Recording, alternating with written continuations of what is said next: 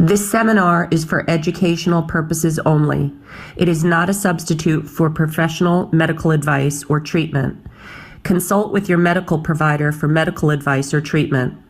Although the presenters try to keep the information in this seminar as accurate and timely as possible, the speakers and Mather Hospital assume no duty to ensure the seminar is error-free. The speakers and Mather Hospital are not responsible or liable for any claim, loss, or damage resulting from you viewing this seminar. Good afternoon, everybody, and thank you for joining us for our HealthyU Webinar Series. Today's topic is dense breasts. What does it mean? At any time during the presentation, please feel free to answer any questions you may have using the Q&A feature at the bottom of your screen. We will answer as many questions as we can within the time allotted once the presentation concludes. Your questions will remain anonymous. Today's presenter is Dr. Malone. She studied biology at Providence College and attended medical school at Philadelphia College, osteopathic medicine. And she's currently a first-year radiology resident at Mather. And we also have Dr. Price, who's the medical director at the Fortunato Breast Health Center. Dr. Price completed her radiology residency training and breast imaging fellowship at Cornell, New York Hospital. She has been an integral member of the breast care team at Fortunato Breast Health Center since 2002. A passion of hers is to provide the absolute best experience for all breast center patients. Dr. Malone, Dr. Price, I'll hand it over to you guys to start the presentation. Thank you so much. Okay, so I'm going to share my screen.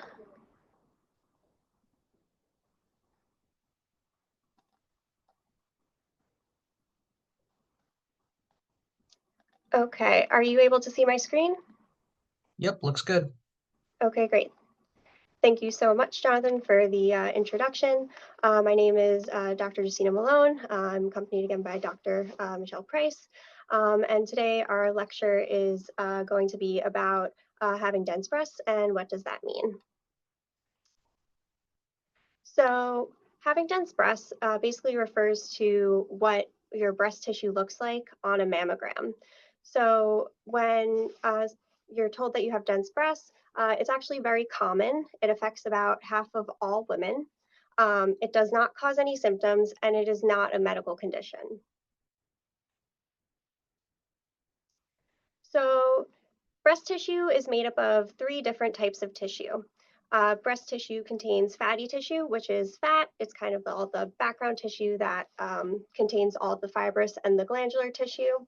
The glandular tissue is what would be producing milk, and the ducts as well that would carry that milk out during lactation. And then the fibrous tissue is kind of the in-between supporting tissue that helps to give the breast structure. So this little image right here kind of helps to demonstrate the different types of tissue in the breasts. So if you can imagine, the yellow tissue would be the fat, the white kind of lines would be the fibrous tissue, and then the pink kind of little clumps would be the glandular tissue. So in someone with more fatty breasts, you would have a lot more of the yellow, a lot more fat, and a lot less of the white and the pink, so a lot less fibrous and glandular tissue. And as you progress up the different categories of breast density, you contain more glandular and fibrous tissue and less fatty tissue. So that's why we say women with dense breasts have more fibrous and glandular tissue and less fatty tissue compared to women who might have less dense breasts. So what causes dense breasts? You can't really control if you have them.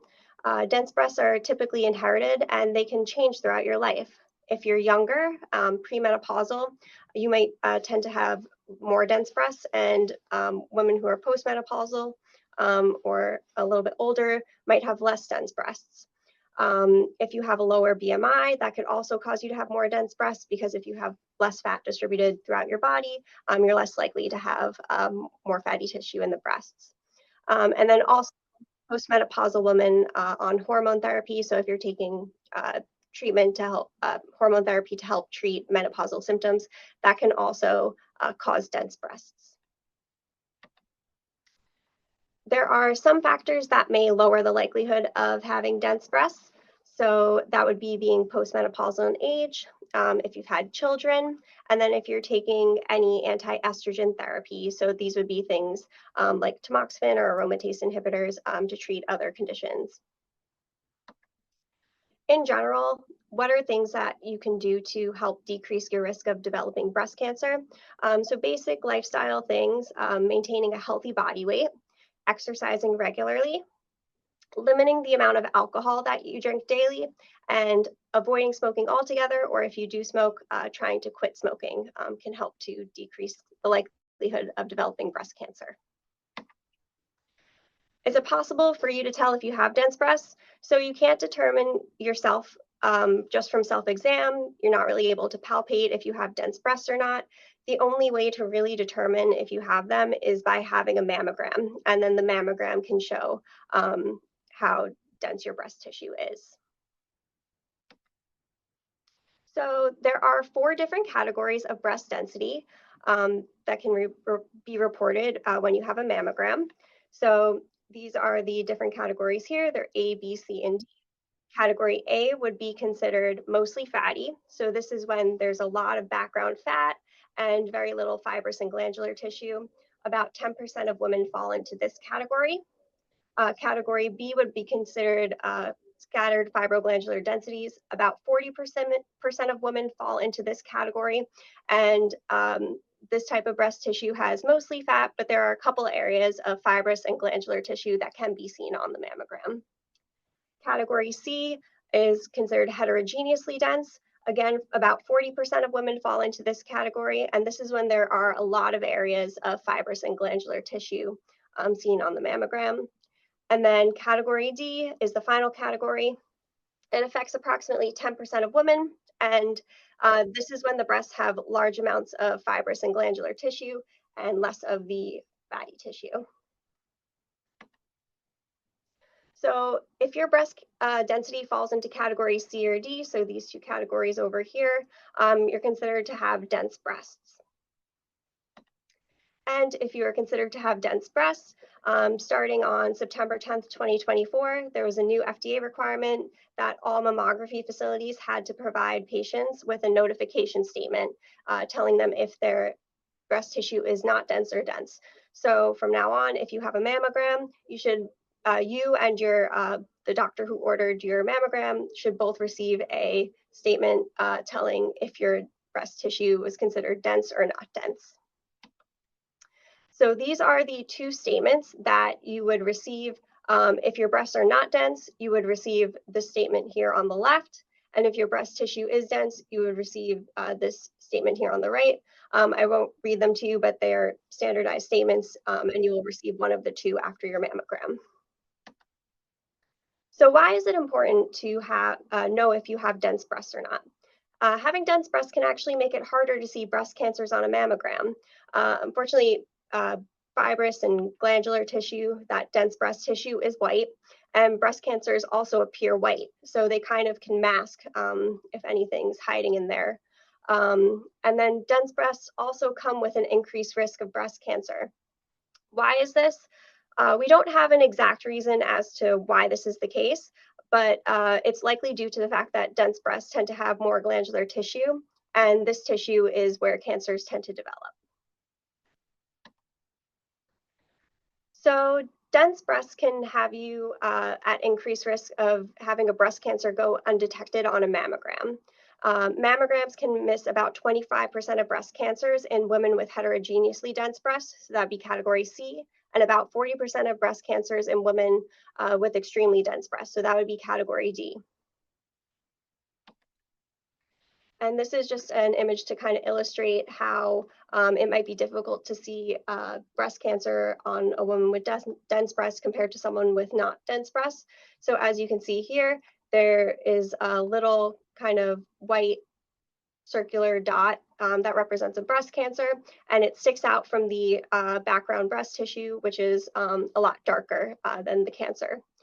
On the right here, this woman has dense breasts, and here there's a lot of background white fibrous and glandular tissue, and it makes it a lot harder to see any breast cancer. So there's even a larger breast cancer over here, but because of all that background tissue, it makes it harder for it to stand out.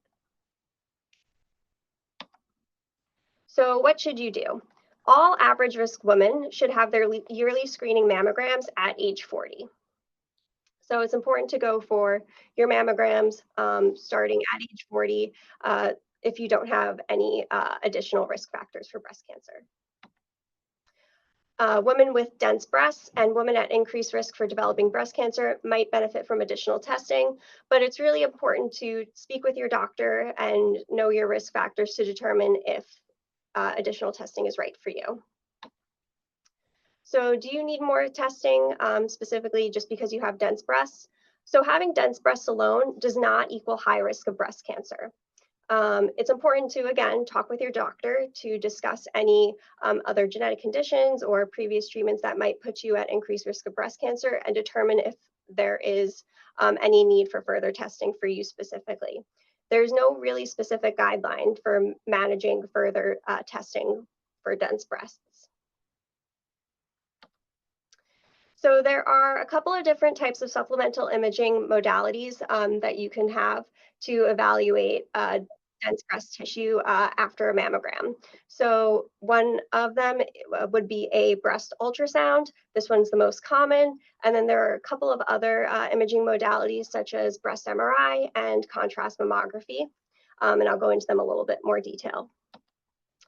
So as you can see over here, this would be a breast ultrasound. So an ultrasound is a great supplemental imaging modality. It does not involve any radiation. It uses sound waves to evaluate the breast tissue. It's widely available, it's inexpensive, and again, there's no radiation. So this is a great supplemental imaging that you can have. And this would be what the procedure would be. An ultrasound probe over the breast tissue to evaluate. And then another imaging modality that can be used would be an MRI. So MRI is also great at finding any problems that might be within the breast tissue. It doesn't involve any radiation. However, this exam does take a little bit longer to perform. It also requires an injection for some IV contrast, and it usually is performed in women with additional risk factors for breast cancer, aside from just having dense breasts. And then the final supplemental imaging modality that we have would be contrast mammography. So this one is an emerging technology.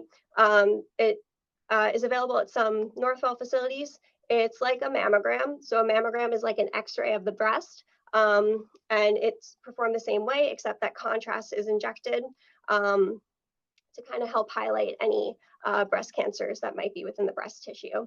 So because it's not as widely available, you don't see it as much, but the main supplemental imaging would be ultrasound and MRI. So the main takeaway I have is, schedule your mammograms, keep up with your yearly mammograms, and make sure you know yourself, talk to your doctor, and just keep on top of everything to help maintain your breast health. Are there any questions? Thank you so much, Dr. Malone. That was a great presentation. And yes, if anybody has any questions, you can enter them in the Q&A feature at the bottom of your screen. We'll give it a few moments to see if anybody has any questions. Okay, hi, this is Dr. Price. There were a few questions that were submitted ahead of time, so I can address those while we're seeing if any of our participants have questions today. One question that I got was, if I have very dense breasts, is a 3D mammogram and ultrasound of the breast good enough for annual screening? They want to know about breast MRI. So as Dr. Malone had said, for most people in our area, that's sort of a standard of care that we would do a mammogram and a breast ultrasound.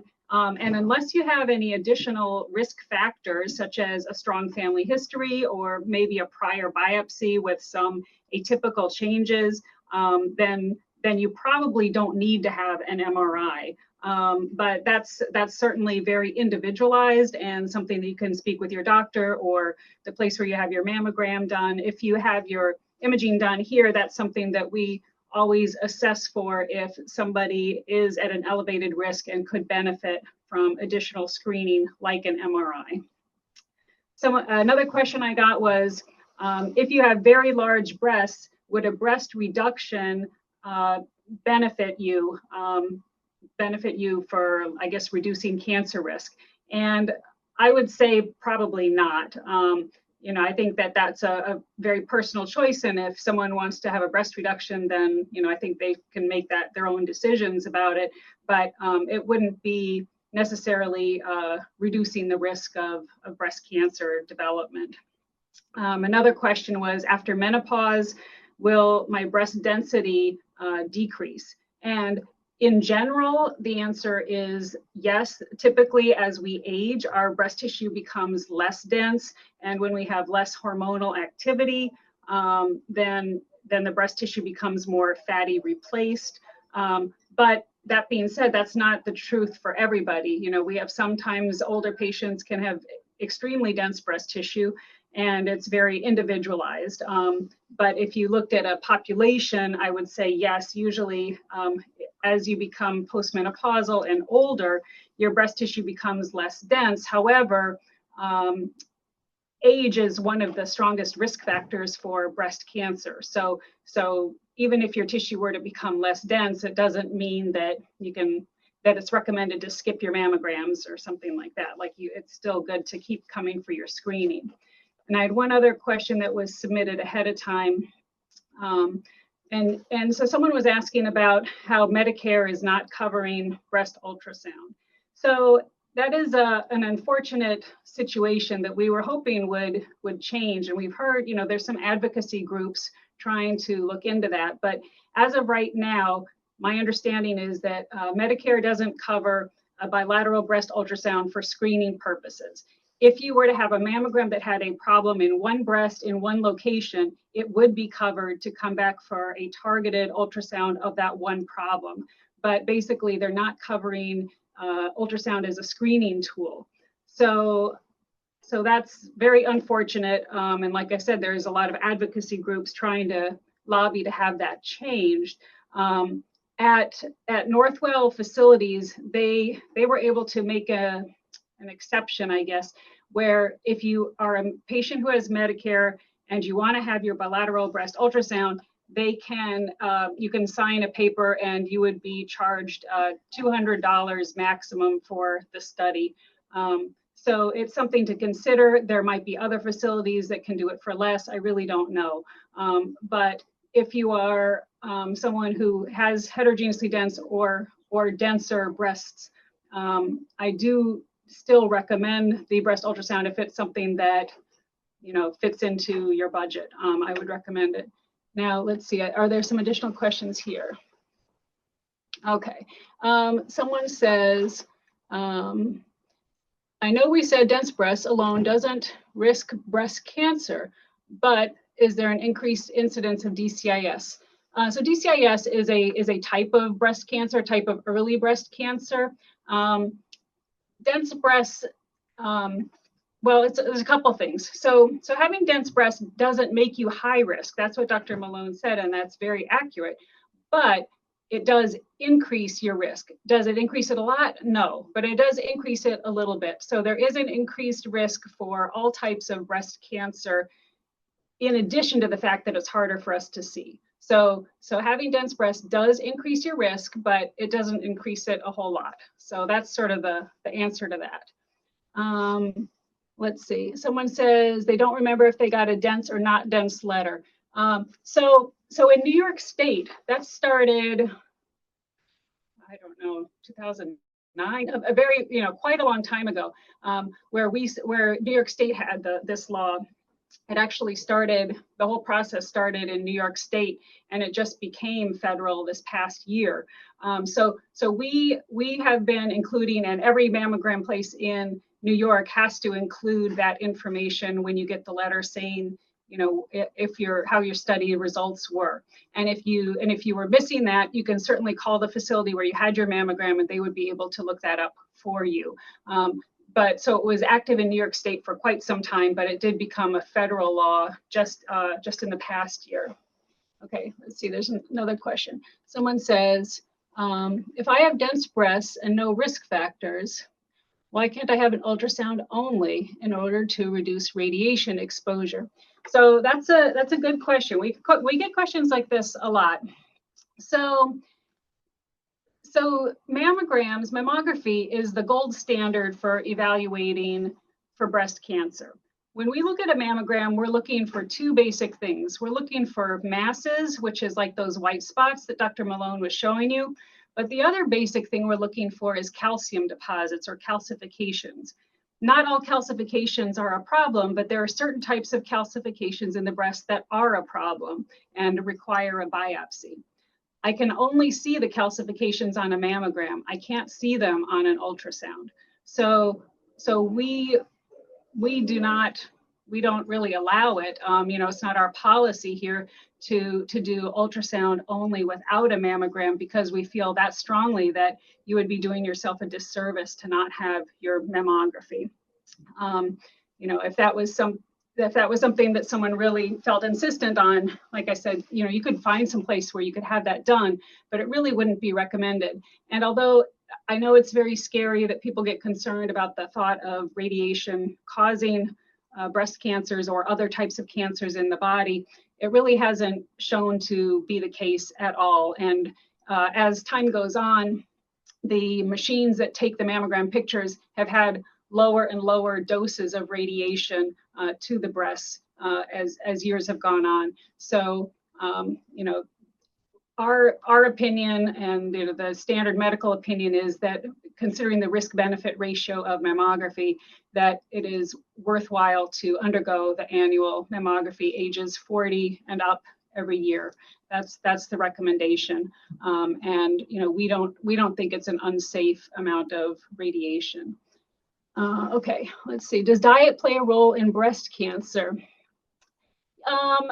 It's a good question, and you'll find different things about it. I don't think that there's 100% correlation or proof on anything. In general, I think they say having a healthy body weight and a healthy diet, like those are good for breast cancer and good for life. But we don't have any proof that that's the case. And unfortunately, you could do absolutely everything right, and it doesn't take away your risk for breast cancer. We've had patients who are marathon runners in the best shape of their life, and a breast cancer can still develop.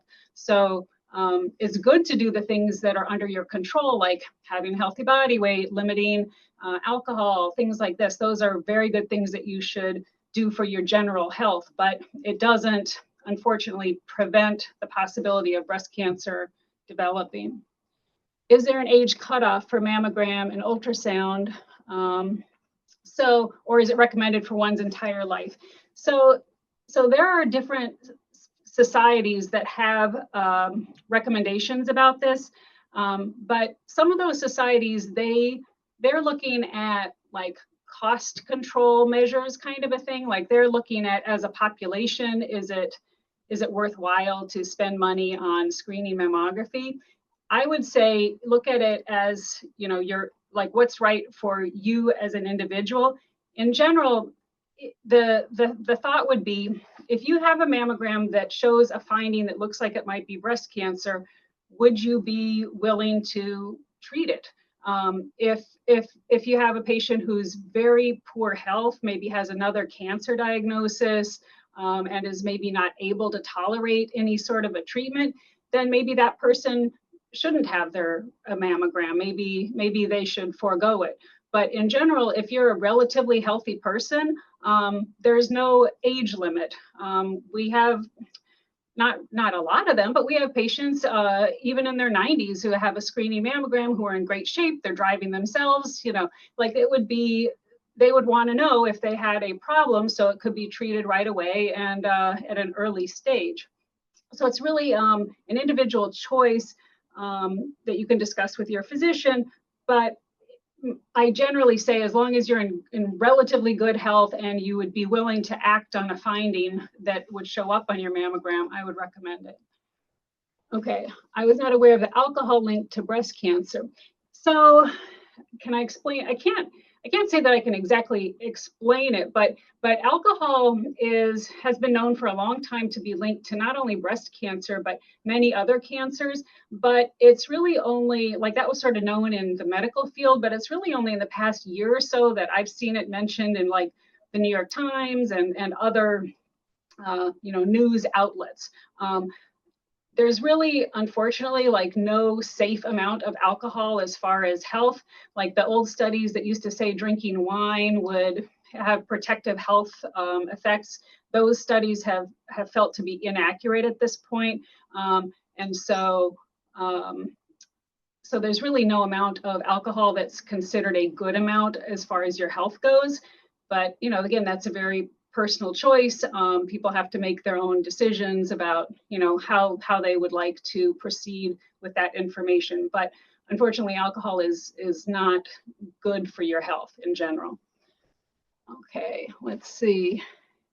Is there any data about doing MRI for dense breasts? So, yeah, MRI is a great test, but there's reasons to do it and reasons to not do it. Generally speaking, these days we do it for women who have very high risk of breast cancer, or in certain situations such as a new cancer diagnosis, things like this. Then those are the patients who generally get a breast MRI. It's a very expensive test. It takes a while. There's a contrast injection. There's a lot that goes into it. That being said, it is our most sensitive test, meaning that if we do a breast MRI and that you have a problem, we will almost certainly see it. But the downside of that is we could also see things that are not a problem that would then lead to additional testing that would be benign. So it's a balance for a lot of reasons. But generally speaking, I would say it's mostly patients who are at significant increase of risk for breast cancer, such as maybe having a BRCA genetic mutation, things like that. Those are the people who routinely are getting annual breast MRIs.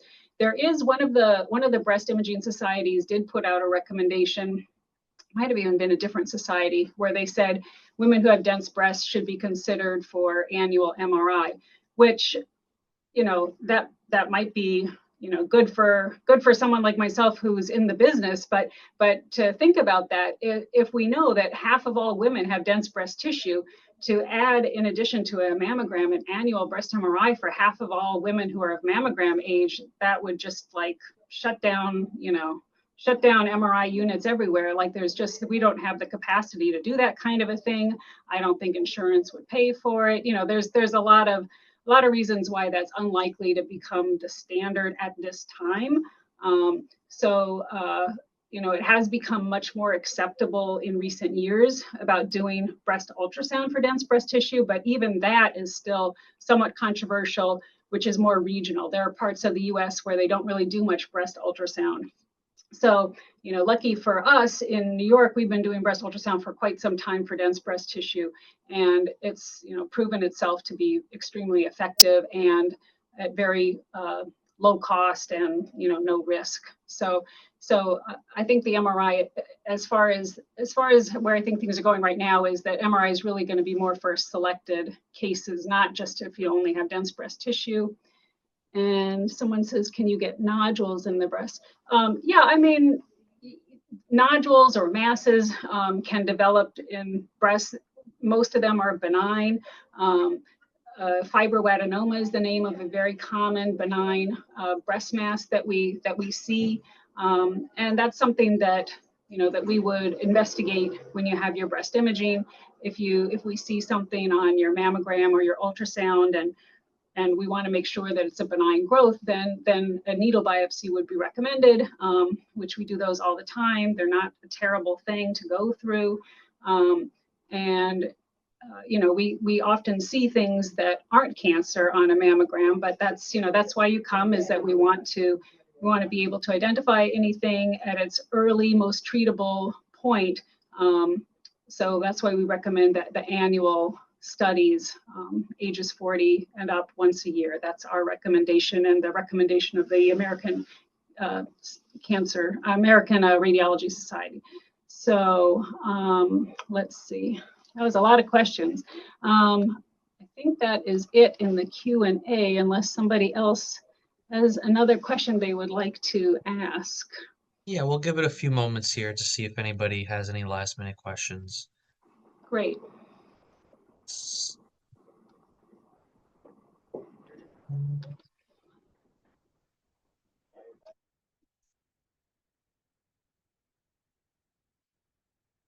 All right, I think that might have been the last question. So I wanted to thank you, Dr. Malone and Dr. Price, for this great presentation. If anybody has any questions that may come up later in the day, you can email them off to matherhospital@northwell.edu. Once you exit the webinar, you'll see a brief survey. If you can please complete that for us. That helps us plan future events and feedback on the webinar today. If you'd like to view past HealthyU webinars, you can see them at www.matherhospital.org/HealthyU. Again, thank you so much, Dr. Malone and Dr. Price. Thank you, everybody, for joining, and I hope you have a great day. Thank you. Thank Bye-bye. you. Bye-bye.